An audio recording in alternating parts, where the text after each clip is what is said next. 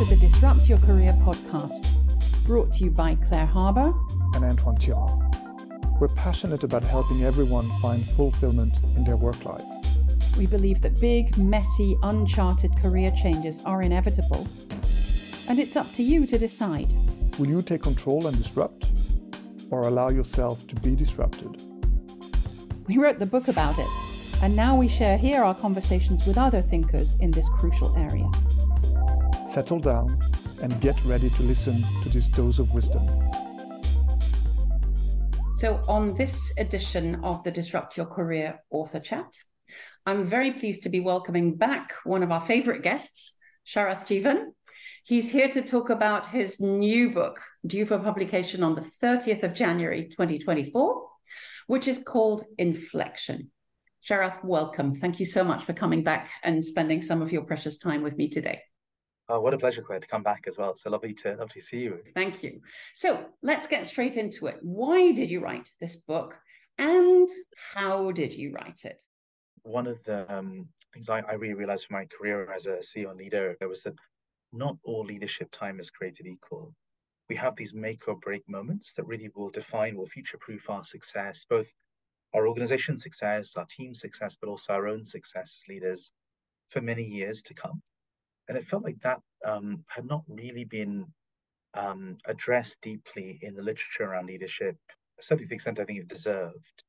I also found my own work with leaders in many different sectors, many different countries, coming back again and again to that theme of how do you navigate those really, really important moments. And yeah, that's the idea of inflection, how do you navigate those inflection moments to create that better future overall.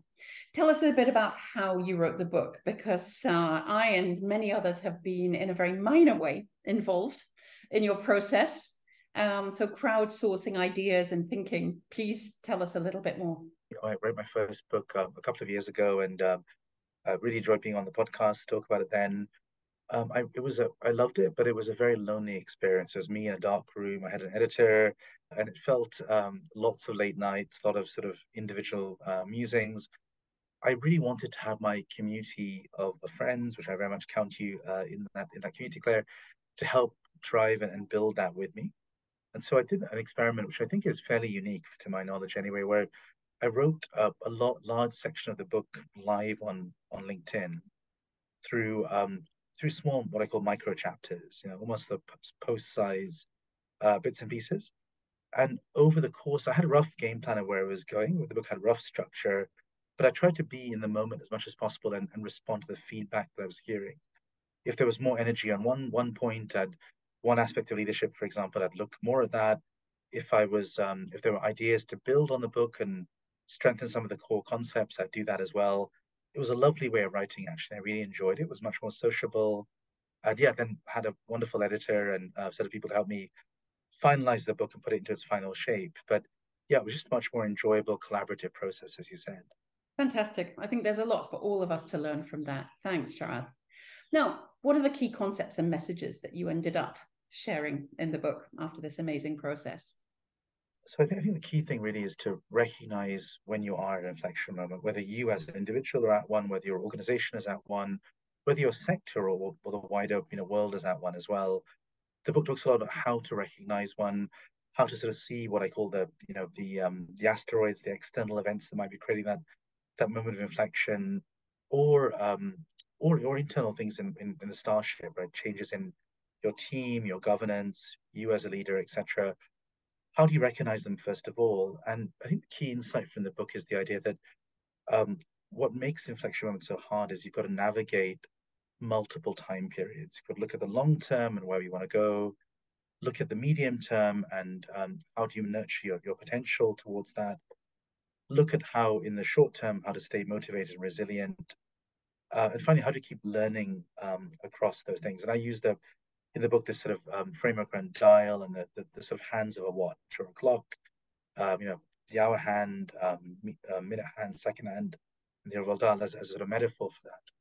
But I think it goes quite deep into all four of those time horizons and looks at what does it mean to lead and think about those horizons very consciously and intentionally. So if you were to quote one particularly beautiful case study or story or something that emerged in the book, what would it be?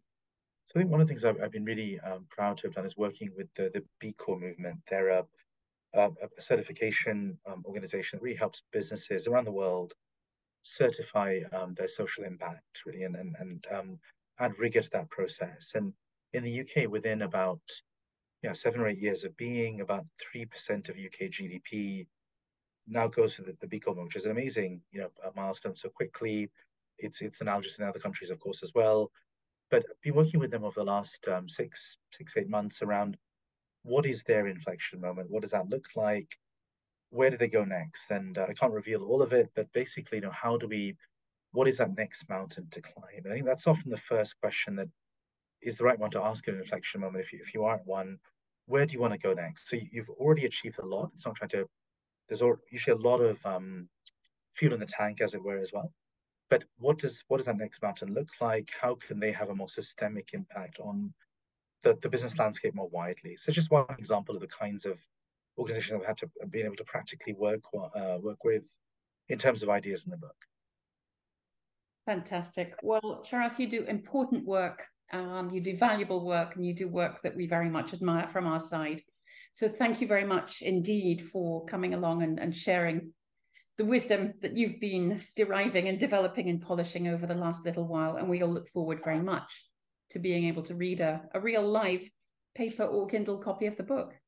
Thanks, Claire, as well. And there's one on Audible as well. So really excited about it.